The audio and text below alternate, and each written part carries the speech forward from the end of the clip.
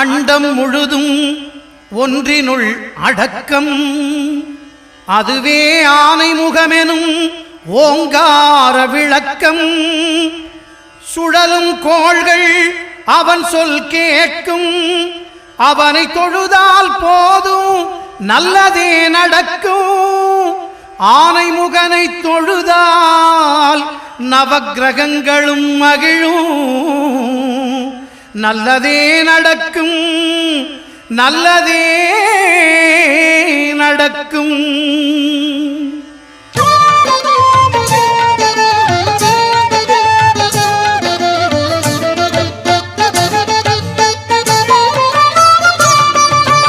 ஒன்பது கோளும் ஒன்றாய் காண